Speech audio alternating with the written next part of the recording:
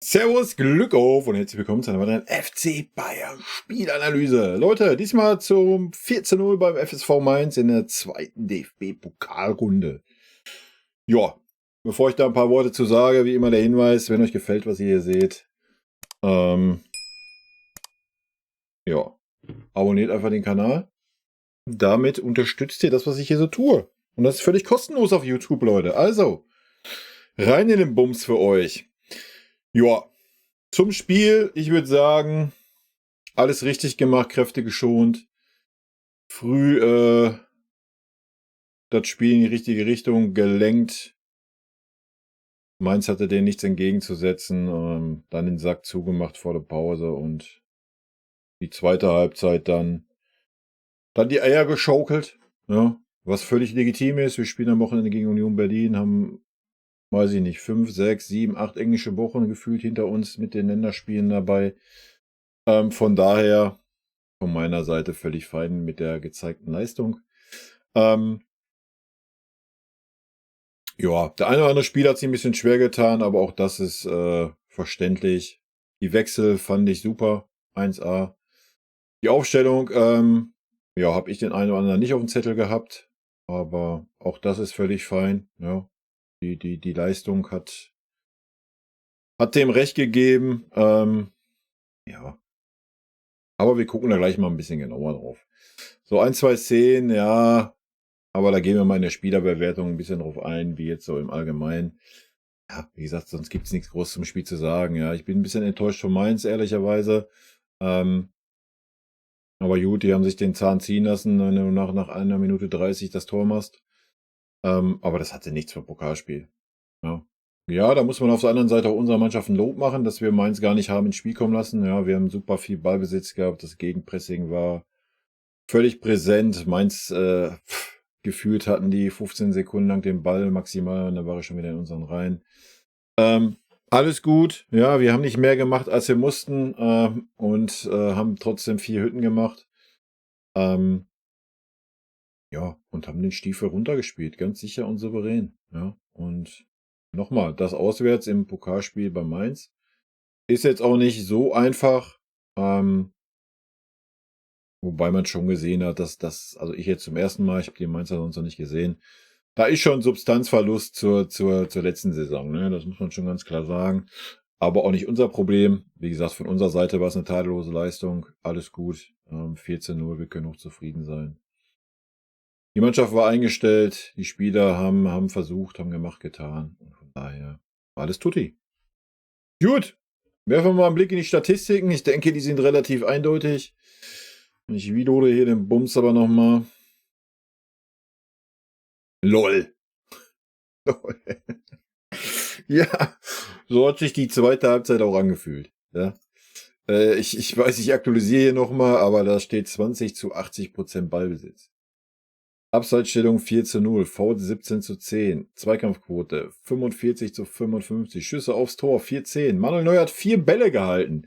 Leider habe ich wohl die größte Chance nicht gesehen, weil mein Sky Receiver rumgesponnen hat. Das war zwischen 55. und 60. Minute, habe ich nur gehört. Da Manu da wohl mal eingehalten hat. Ansonsten die anderen Schüsse, die muss er auch halten. Kommen wir aber in der Einzelbewertung drauf.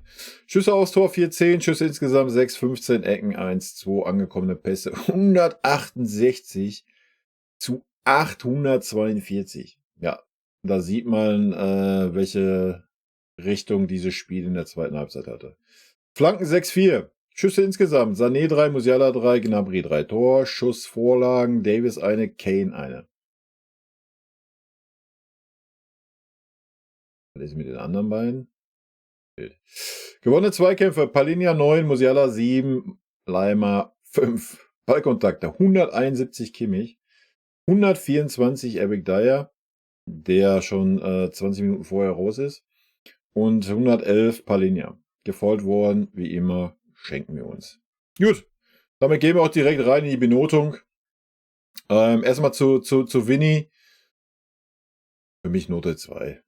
Ja, hat alles richtig gemacht, hat dann bei dem Spielstand auch gewechselt, die Spieler geschont, gerade mit Musiala und Kane, ohne die unsere Offensive doch schon arg gebeutelt ist, wie man dann heute auch gesehen hat in der zweiten Halbzeit. Wobei wir das nicht als Maßstab nehmen können. Ich denke, die Mannschaft hat einfach nicht mehr gemacht, als wie sie musste. Wir haben den Ball in den eigenen Reihen gehalten und alles war gut.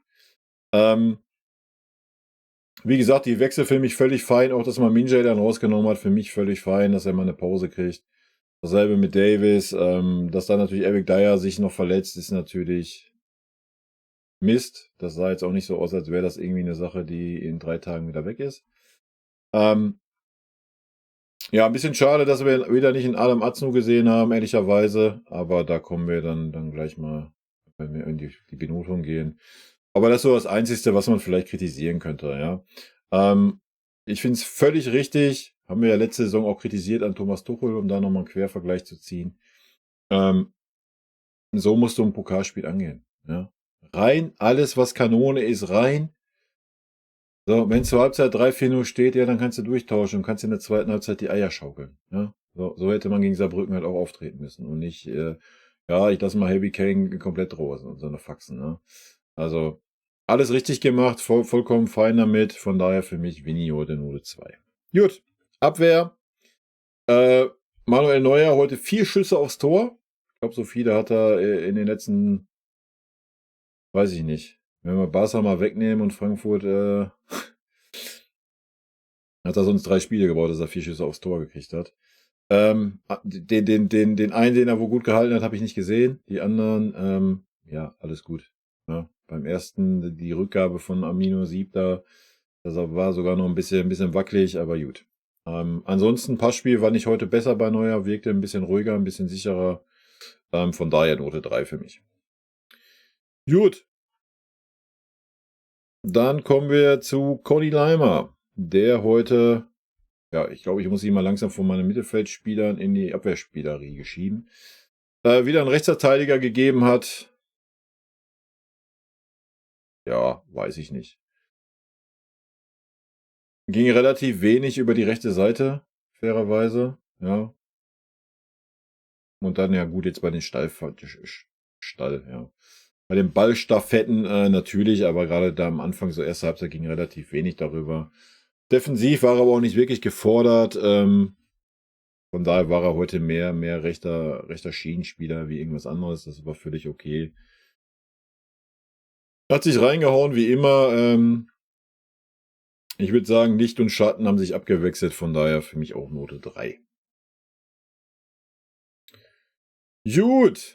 Als nächsten haben wir unseren allseits geliebten Eric Dyer, der natürlich eigentlich keinerlei Berechtigung hat, in dieser Mannschaft zu spielen, weil er ja viel zu langsam ist, wie man mir immer wieder erzählt. Ich fand, Eric Dyer hat gerade heute in der ersten Halbzeit einen richtig guten Job gemacht. Ja.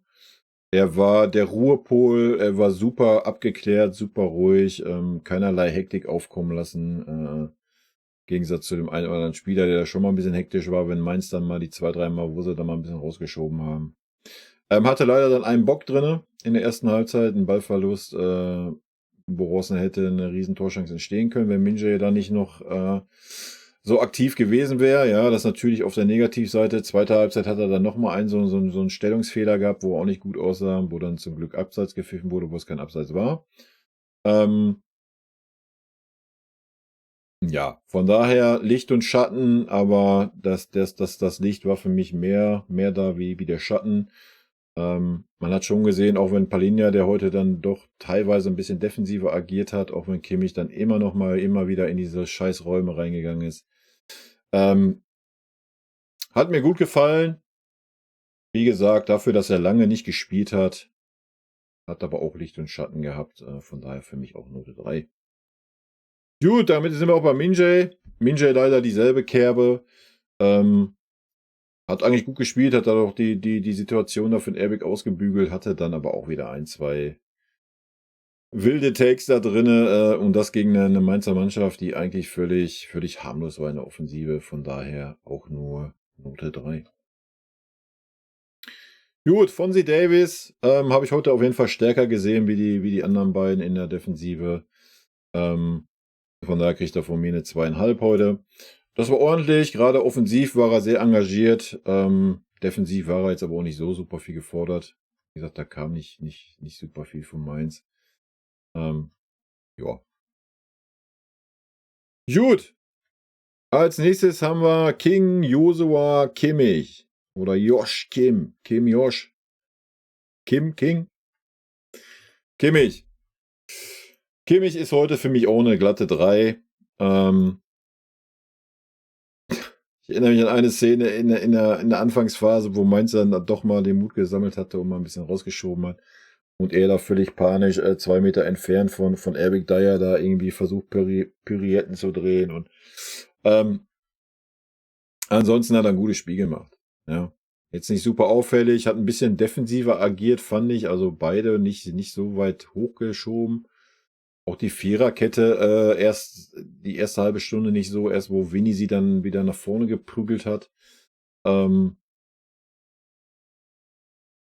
Ging gut oder ging sehr gut, weil Musiala, wo wir jetzt gleich mal zu kommen, ja, das sehr gut gemacht hat. Ja, muss man mal ganz klar sagen. Also Schatten war wenig da, aber bei Josh war auch die eine oder andere Szene. Aber Kimmich hat ein gutes Spiel gemacht, Leute. Für mich eine Note 3. War nicht ganz so auffällig wie sonst die Partien, jetzt aber auch nicht irgendwie negativ auffällig oder sowas. Gut. Damit kommen wir schon zum Palhinha. Wir haben es ja gesehen, Palhinha ist auf jeden Fall ein Zweikampfmonster. Das steht ja außer Frage. Hat auch 1, 2 Risiko-Zweikämpfe da genommen, wo er wieder schön reingegrätscht hat in bester Martinez-Manier. Hat mir natürlich sehr gut gefallen. Da geht uns allen natürlich das Herz auf. Ja, zumindest die auf diese Art Fußball stehen. Ansonsten, ja, wir sehen ja, dass es so gewollt ist, dass ein Palhinha zu, ich würde fast sagen 60% von Kimmich spielt. Ja, also gerade im Spielaufbau lässt sich ein Kimmich halt fallen zwischen die Innenverteidiger oder super weit defensiv. Da ist es dann schwer für ein Palhinha irgendwie in den Spielaufbau da groß einzugreifen. Ja. Palhinha im Spielaufbau siehst du dann, wenn Kimmich weiter vorne ist, weil wir immer hochgeschoben haben und er nach vorne rumeiert und Palhinha dann mal den Ball hat, dann versucht er schon das Spiel zu verlagern und sowas, das macht er gut. Aber wenn Kimmich da hinten den Ball hat, dann ist er mal eine Anspielstation, der den Ball wieder zurücklegt auf den Innenverteidiger oder wieder auf den Josh und das war's auch. Ja. Also da ist jetzt nicht, dass er den Ball mal annimmt, eine Drehung macht und das Spiel eröffnet oder sonst was. Weiß ich jetzt nicht, ob man ihn da den Gefallen mit tut, ihn auf dieser Posi dann vor Josh da rumrennen zu lassen. Auch teilweise dann im Defensivverhalten, dass ein Kimmich dann schon wieder hinterm Palhinha ist. Habe ich nicht verstanden, obwohl das heute um Längen besser war, noch wie im letzten Spiel. Ja, da war auch mal ein Palhinha eher hinten wie ein Josh, auch wenn Josh dann schon wieder angetippelt kam. Auch Palhinha hat sich heute mal fallen lassen zwischen die Innenverteidiger, auch wenn Josh dann schon wieder auf 2 Meter rankam, so ungefähr, geh mal weg da, hier gehöre ich hin. Weiß ich nicht. Ja. Zum Glück, wir haben es gesehen, erste Halbzeit hat es heute keine Rolle gespielt, womit wir dann auch also Palhinha für mich auch eine 3. Aber auf jeden Fall, man sieht, die Spielpraxis tut ihm gut. Man sieht auch, dass die Abstimmung besser wird mit dem Kimmich. Ja. Wir sehen aber auch ganz klar, dass die taktische Ordnung nicht anders sein wird. Ja. Also Vincent Kompany wird das nicht ändern. Müssen wir also mit leben. Aber 15-0 in Bochum und 14-0 in Mainz geben ihnen natürlich auch recht. Ja, aber der perfekte Übergang zum Spieler des Spiels, der natürlich Jamal Musiala ist. Und heute war das Paradebeispiel dafür, für meine ganzen Takes, die ich immer wieder bringe und wo Leute sagen, dass das falsch ist. Wenn ihr euch heute mal anschaut, wo Musiala sich die Bälle geholt hat und wo Musiala das Spiel eröffnet hat, dann war das an der Mittellinie. Dann war das auf einer Achterposition. Ja? Und nur deswegen hat das heute auch gut funktioniert mit einem Palhinha, der im Spielaufbau relativ wenig Einfluss hat. Ja? Weil Musiala sich da die Bälle abgeholt hat. Und wenn Musiala dann da, haben wir 1-2 Mal gesehen, 1-2 Mainzer stehen lässt, dann hat er Raum vor sich. Ja? Dann kann er das Spiel öffnen. Genauso, dann kann er Harry Kane mit einbinden oder wenn Harry Kane das Spiel eröffnet. Musiala hat seine Stärken halt von dieser Position. Ja? Und es ist gerade super wichtig, da wir keinen aufbauenden Achter auf dem Feld haben. Josua Kimmich macht das von der Sechserposition aus. Schiebt selten hoch auf die Achterposition, wenn wir im Ballbesitz sind. Schiebt dann hoch, wenn wir nicht mehr im Ballbesitz sind, gefühlt. Ja, wenn es ins Gegenpressing geht. Keine Ahnung. Ich verstehe die Rolle von Josh nicht wirklich in dieser Aufstellung mit Palhinha, aber anderes Thema. Wie gesagt, wir sind bei Musiala. Musiala hat ein gutes Spiel gemacht, für mich Note 1, hat 3 Tore gemacht. Natürlich ein bisschen glücklich, ja. Die 50-50 Entscheidungen waren heute natürlich auf der Bayern-Seite. Ja, da müssen wir gar nicht drum herum reden. Einmal eine Abseitsstellung gegen Mainz gepfiffen, die keine war. Das Tor für uns, was eine Abseitsstellung war. Warum man da den VAR nicht einsetzt in den ersten 2 Runden, ja, wegen der Amateure, weil das dann sich nicht leisten können, bla, Sülz. I don't know, wenn du diese Scheiße hast, weiß ich nicht, ey. I don't know. Aber ein Thema für sich. Ne? Da muss man mal sagen, um das vielleicht nochmal kurz zu unterbrechen mit der Benotung, da war das Spielglück war heute auf jeden Fall auf unserer Seite. Ja. Und das Momentum, wovon Thomas Tuchel immer so geredet hat. Definitiv. Ja, die Schiri-Entscheidungen für gegen waren heute auf unserer Seite, was Abseits anbelangt. Ja. Aber wir sind auch die Mannschaft gewesen, die 90 Minuten versucht hat, Fußball zu spielen. Von daher ist es dann vielleicht auch irgendwo verdient. Gut. Musiala, wie gesagt, für mich Note 1. Ja, Man of the Match, ohne Wenn und Aber. Gut. Und das nicht nur aufgrund nur seiner Tore, ja. Ich denke, man hat schon gesehen, wie wichtig er gerade fürs Offensivspiel ist mit Harry Kane zusammen. Damit kommen wir zu Serge. Serge war heute so mittel. Serge geht heute in die Dreierriege mit rein, war jetzt nicht schlecht. Defensiv war er jetzt ja 1-2 Mal da, war jetzt nicht super auffällig. Offensiv war er nicht super auffällig. Ja, natürlich beim 1:0 war es, ne, was er da einleitet, vorbereitet, das war gut. Ansonsten weiß ich nicht. Weiß ich nicht, Alter. Das ist ein gutes Niveau, ja. Und wie gesagt, es hat heute völlig ausgereicht. Von daher Note 3 für Serge. Gut, damit kommen wir zu Leroy. Leroy geht auch in die Dreiernote bei mir rein. Zwischenzeitlich dachte ich mir so, ja, Leroy ist heute echt gut drauf, ne? Macht's echt gut. Und dann habe ich wieder 3, 4, 5 seiner Szenen gesehen, so, wo ich mir denke, Alter, was ist los mit dir? Ja? Also viel Licht, viel Schatten, das gleicht sich aus, von daher Note 3. Trotz Tor, ja. Aber natürlich schön, dass er ein Tor gemacht hat, ja, wird ihm weiter Selbstvertrauen geben. Vielleicht findet er wieder zu dieser Form, die er in der Hinrunde unter Thomas Tuchel hatte. Wir werden sehen. Ja. War auf jeden Fall heute nicht so eine Grütze, wie es sonst war. Also völlig fein für mich. Gut, Harry Kane, haben wir heute gesehen, super den Konter da eingeleitet, dann sich auch wieder öfters fallen lassen. Man hat dann aber auch gesehen, dass es 1-2 Mal dann, hat man ja auch dann gesehen bei dem Torwart, ja, dass ihm da einfach ein Meter gefehlt hat. Dass der Speed gefehlt hat, wäre schnell genug in den 16er zu kommen, wenn er sich hat fallen lassen und den Angriff einleiten lassen. Das ist aber auch normal. Ja, hat einen guten Kopfball gemacht. Wie gesagt, wo Musiala dann das Tor macht, was eigentlich abseits war, aber hätte Fahrradkette. Also wenn wir von Harry Kane Niveau reden, ja, denke ich, war es heute auch eine 3. Ja, wir könnten drüber streiten, eine 2,5, aber da wir King Josh eine 3 gegeben haben, geben wir King Harry auch eine 3. Ich denke, das ist heute völlig fein. Ja. So, ich hoffe, ich habe jetzt keinen vergessen, aber eigentlich nicht, ne? Ne, die Pappeimer hatte ich alle. Leute, hebt jetzt nicht wieder auf die Goldwaage, war. Wenn er Pappeimer sagt.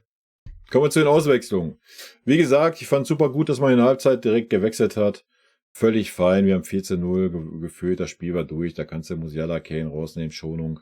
Alles gut. Völlig fein in meinen Augen. Mathis Tel konnte seine Chance leider nicht nutzen. Für mich Note 4. Erkläre ich auch warum. Wartet. Ja doch. ist richtig eingetragen.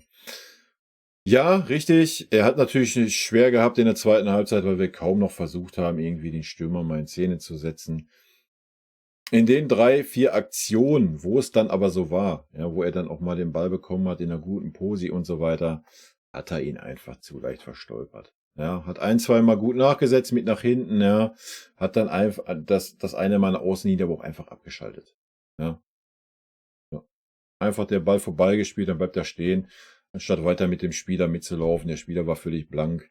Ist zum Glück nichts raus passiert, aber das sind Sachen, die kannst du dir dann nicht erlauben. Ich verstehe es ja, dass er frustriert ist, ja, und ich meine, ich finde es ja gut, dass er als Stürmer, Mittelstürmer, obwohl er dann, glaube ich, linke Seite gespielt hat, die paar Minuten dann auf einmal Linksverteidiger war da hinten. Aber wie gesagt, da kann man nicht einfach stehen bleiben und den Spieler laufen lassen. Also, das ist ein Unding, ja. Da kann man nicht abschalten. Ansonsten hast du da als Stürmer nichts zu suchen. Und vorne, ja, es hat einfach der letzte Biss gefehlt. Ich glaube einfach, die Lockerheit ist nicht da, ja, zu verbissen, was aber auch völlig normal ist, wenn man so wenig Chancen hat und vielleicht eine ganz andere Vorstellung von dieser Saison hatte.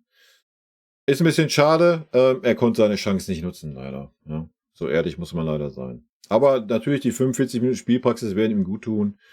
Und man hat am King 6 Spiele festgehalten. Man sollte natürlich auch am Matistel weiter festhalten. Ja. Und es wäre vielleicht mal schön, wenn er irgendwann auch mal in diese Mannschaft kommt und diese Mannschaft noch Lust hat, Tore zu erzielen. Ja, und nicht im Verwaltungsmodus ist, wie es heute die ganze zweite Halbzeit war. Gut, damit kommen wir dann zu Thomas Müller. Thomas Müller hatte ein bisschen das ähnliche Problem. Thomas Müller war aber auf jeden Fall ein bisschen auffälliger wie Matistel. Ja, hatte aber auch wieder ein, zwei haarsträubende Ballverluste, Alto Belli. Da konnte ich nur die Hände über den Kopf zusammenschlagen. Ist zum Glück aus allem nichts passiert. Offensiv hat er ein, zwei gute Sachen mal eingeleitet, aber wie gesagt, wir haben nur noch vorne verwaltet, wir haben wenig gemacht, ist viel gelaufen, war bemüht. Für mich eine Note 3 heute. Gut, damit kommen wir zu Leon. Ja, ich denke, man hat dann gesehen, zweite Halbzeit, wir haben ja ohne Innenverteidiger gespielt. Für 15 Minuten. Den hast du auch nicht gebraucht gegen Mainz. Das Spiel war durch. Mainz hatte auch nicht unbedingt den Drang, noch einen Ehrentreffer zu erzielen. Leon war dann teilweise mehr defensiver Mittelfeldspieler wie Innenverteidiger. Hat ein paar gute Szenen gehabt, war auffällig. Jetzt aber auch nichts, was überragend war oder irgendwas, was super schlecht war. Geht heute leider auch alles in die Dreiernote rein. Ja. Leider war heute viel Dreiernote, Leute. Es ist wenig da, wo wir mal ein paar Abstufungen machen können. Was soll ich machen? Gut. Kommen wir zu Rafa Guerrero. Rafa Guerrero. Da ist er. Rafa Guerrero, ja, hat dann Mittelfeld gespielt, Zentrales. Ja, war da auch relativ auffällig, ja, war jetzt nicht so, dass er sich versteckt hat oder so, hat ein, zwei gute Bälle zurückgeholt, hat seine Klasse schon gesehen, den Ball in den eigenen Reihen gehalten, den Ball sicher gemacht, den Ball auch mal klug wieder nach hinten gespielt. Nach vorne natürlich auch, wie alle anderen, keinerlei Durchschlagskraft mehr, war einfach auch nicht der Drang für da. Wir waren im Verwaltungsmodus, was völlig fein ist. Von daher geht er auch gnadenlos in die Dreiermasse rein. Gut, dann haben wir noch Ibrahimovic, den wir heute dann ja endlich mal gesehen haben. Viertelstündchen, ja, auch auf wilder Position dann unterwegs. Hat aber dann noch sogar neben Guerrero, fairerweise, Guerrero hatte ja auch noch die Chance mit dieser Direktabnahme da von dem Ball von Tell. Und einmal Ibrahimovic, der auch direkt draufgezogen hat, auch vom Ball von Tell, ja, also ist jetzt nicht so,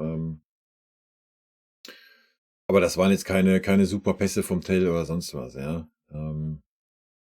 Komm, wir gehen beim Tell auf die 3,5. Die beiden Szenen, die ich da gerade im Kopf habe, ist keine 4 wert. Wir gehen auf die 3,5. Das ist fein in dieser Dreiermasse, die wir heute hatten.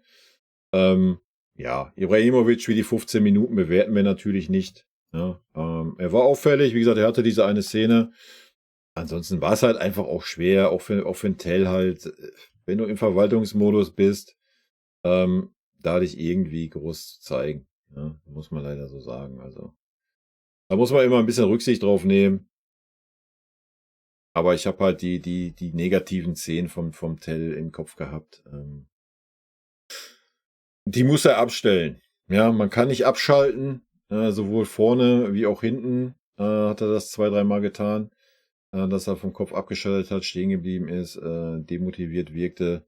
Da hat er sich natürlich auch gleich wieder gefangen, aber ja, das sind so Zeichen, die kannst du nicht bringen als junger Spieler. Ja, aber jetzt recht nicht als junger Spieler mit diesen Ambitionen. Nochmal, ich verstehe das, dass er wahrscheinlich gerade frustriert ist, dass er so wenig spielt, gar keine Frage, ja, kann ich 100% nachvollziehen und aber fairerweise, was man ihm zugutehalten muss, er war auch nicht eigennützig heute, ja. Jetzt nicht so, dass man gesagt hat, er ist den Kopf runter und durch die Wand und will sich unbedingt zeigen. Er hat super viele Bälle dann auch, wenn's zu war, gespielt, also da kann man ihm keinen Vorwurf machen. Wie gesagt, so 2, 3 Szenen, die waren wirklich haarsträubend, wo man einfach stehen bleibt und sowas.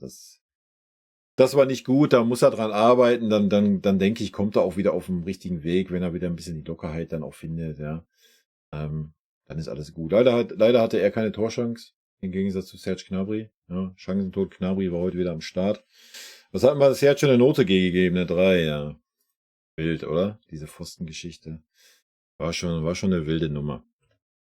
Naja, Leute, das ist meine Meinung zum Spiel. Ja. War ein souveräner Sieg. Ich denke, zweite Halbzeit war Trainingsspielchen für uns, konnten wir uns ein bisschen ausruhen. War Kräfte schon für das Unionsspiel, ja, was ja auch relativ wichtig ist. Also von daher alles gut.